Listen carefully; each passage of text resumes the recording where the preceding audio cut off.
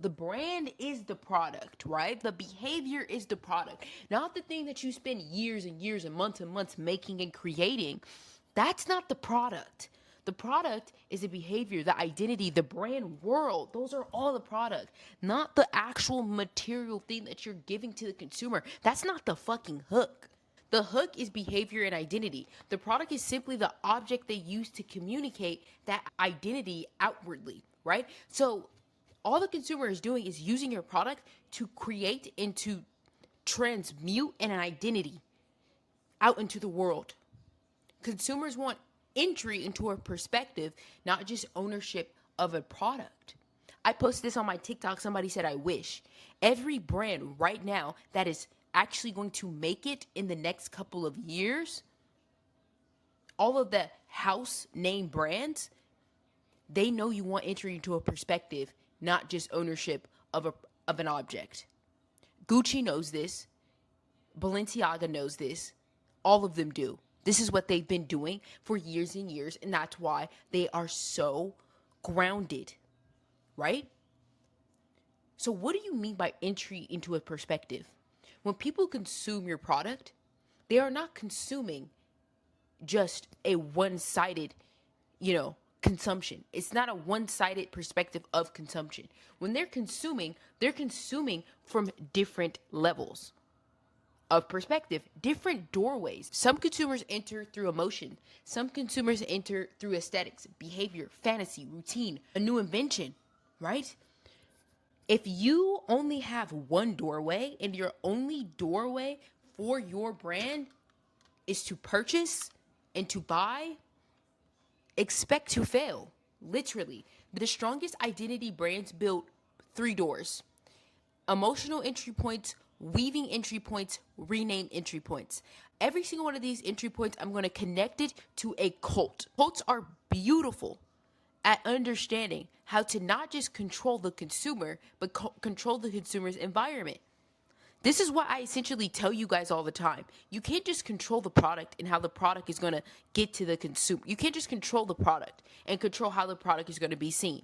You need to be controlling the world of the product. You need to be controlling the identities that product is going to make that consumer become, right?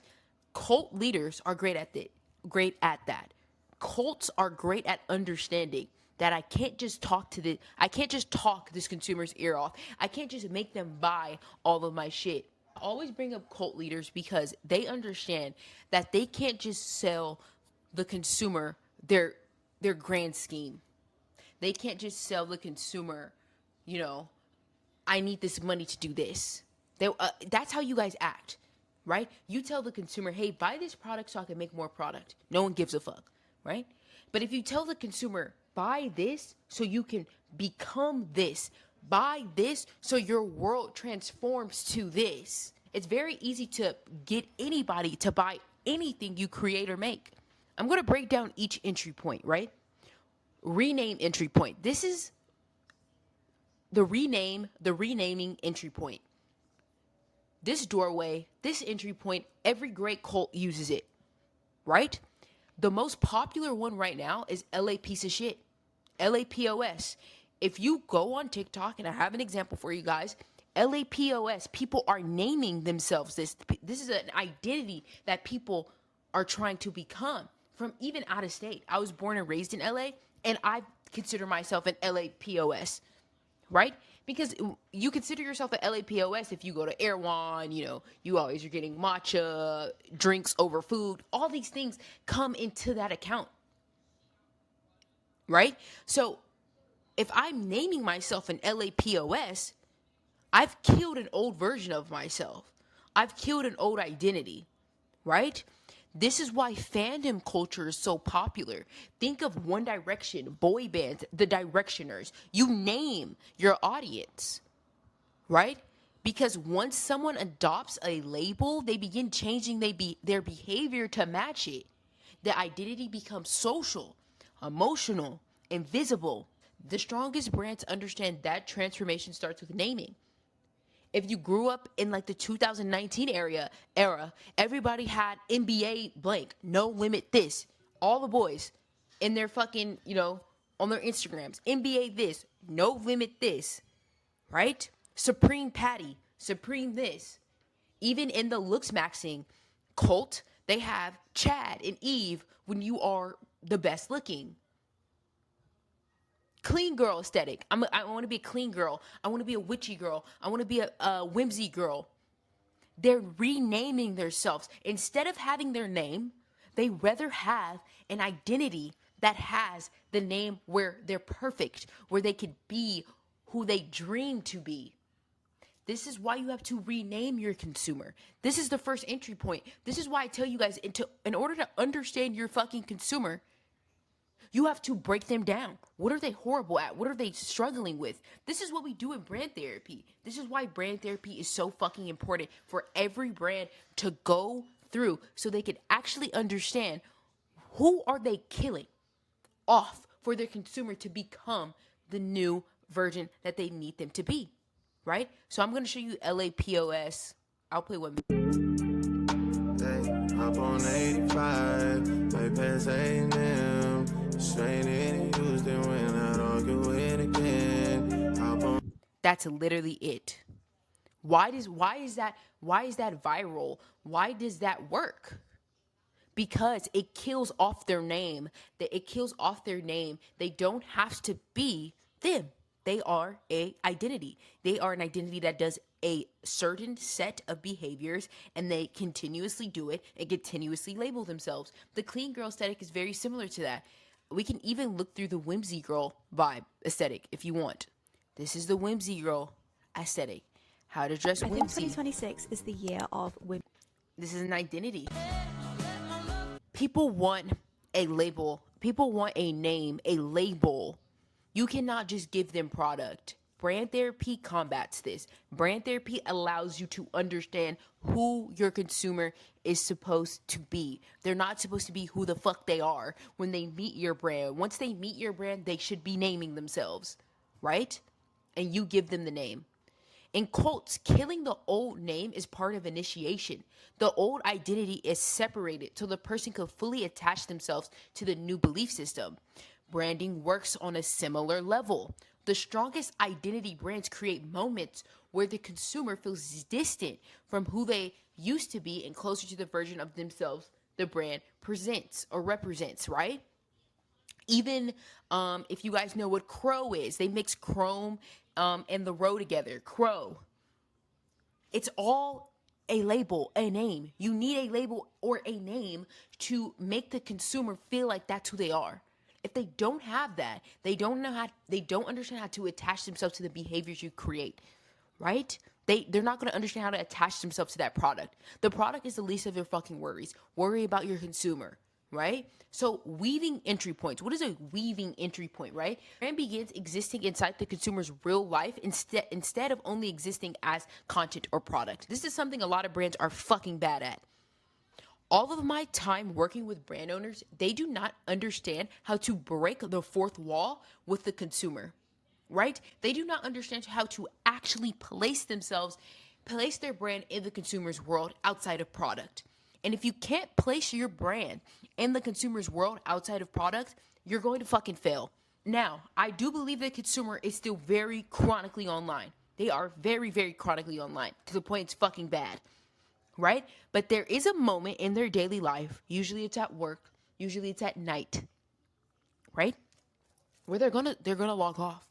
They have to, right? If you understand how to control them when they're logging off as well, you are going to win long term, right? I want you to be the brand that consumes them on their phone and consumes them in real life, right? Most brands are only building for the scroll, right? Which means the relationship disappears the second the app is closed. Your consumer is going to have a relationship with you online. That's going to be the strongest relationship you have. But I do believe that if you could create a relationship with them outside of the phone, and you learn how to basically be a parasite in their real life, because it's such an identity-based brand, it helps the consumer build a stronger network with you, right? It's easier to connect. My consumer is only looking and searching for my brand when they go online. Your consumer should be looking and searching for your brand when they're in the real world. They should look at certain aspects in their culture, in their relationships, in their everyday life that connects back to your brand.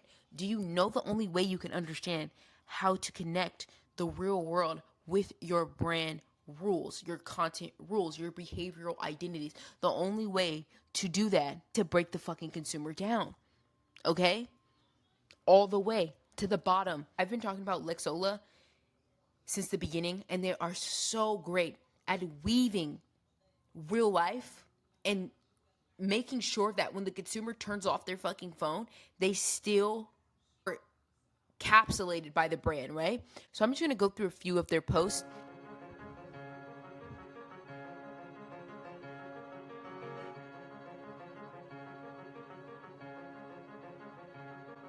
Look at that.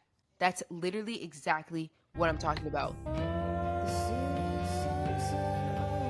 And obviously, it's just really fun. Cults, when they do their weaving entry point, instead of relying on one big convincing moment, the group slowly surrounds the person with symbols and language that constantly repeat the identity of the group back to them. Over time, the environment itself starts shaping what feels normal and emotionally correct. That example of Lexola was perfect. Symbols and language. How do you understand the symbols and language of your consumer? Symbols and language, you have to break down what they are trying to contrast in their real life and what they want to become. It's all about contrasting with branding. Who are they? Who do they want to become? How do you contrast it and show it visually, consistently, all the time? This is the last entry point. Let's go. Emotional entry point. So the emotional entry point, I've been talking about this in my past 2 videos. The emotional entry point is how the consumer enters the world emotionally before they ever buy anything. Why the fuck are we there? Why am I buying this? What emotions does this brand bring out? Recognition is when the consumer sees themselves inside the brand. Their behaviors, fears, pacing, taste, desires all move. They could see themselves inside the brand, believe like I should be a part of this. They could see themselves inside the brand and they're actually a part of it, and they fear that they're going to get left behind. You need to figure out how to make your consumer understand that they're supposed to be there, they're already there, or how do they keep staying there, right? And there is your brand world. Direction is when the brand gives them somewhere to go, not just who they are now, but who they could become through the world, behaviors, rituals, and systems around the brand. Immersion. The visual phrases, routines, environments, music, objects, people, and repeated behaviors all start building the world around them.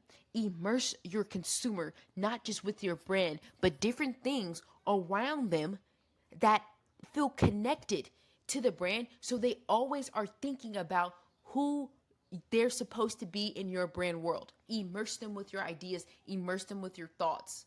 Don't just immerse them with things that you're creating. Immerse them with the idea that they could become someone better than who they are. That's all people want. People can lie and say, oh my gosh, I feel safe where I'm at right now. You always want to be better. People always want more. So that's what you profit off of. You don't profit off the idea that, oh, somebody wants another fucking jacket. Yes, people always are going to buy clothes. But what are they actually buying? They're buying it so they could flip a new switch. This is why people say when I buy clothes, I get a jolt. The jolt is I can become a new person. That's what consumerism is doing to people. It makes them feel like they could put on a different mask. So your mask for your brand needs to be the fucking sturdiest mask they have. It needs to be sturdy. It needs to be strong. This is what brand therapy essentially for 30 days shrinks so you can actually understand it, right? The consumer is not buying the product first. They are buying the entry into a version of themselves they want to grow into. Brand therapy with Day is for brands ready to stop chasing attention. You feel as a creative, I shouldn't chase shit. I'm already good at it. I believe you. But you do have to understand, as a creative, your audience, I'm not telling you to bow down to them. I'm telling you to understand how to move, maneuver, and work them so anything you create as a creative will always be consumed and be appreciated and always want to be lived in. That's what brand therapy is. Instead of thinking that you have to chase an audience all the time, how about we construct them so they follow everything you do on a daily? Everything you post, everything you create, they will like and comment because you gave them a new identity. Creatives are the best at that. That's what the fuck they're good at. Not just good at creation, you're also good at molding a person into an identity that they need to be and want to be with your brand. Brand therapy is 30 days. It's a back and forth on finally understanding I'm not going to chase these people, but I'm actually going to connect with them so they do anything I say. That's more powerful than I like to get 100,000 views on a video, to get 70,000 views on a video. How about they connect with anything I say, anything I produce, or anything I make? Brand therapy, you could get it in the description, and I'll see you guys in another video this week.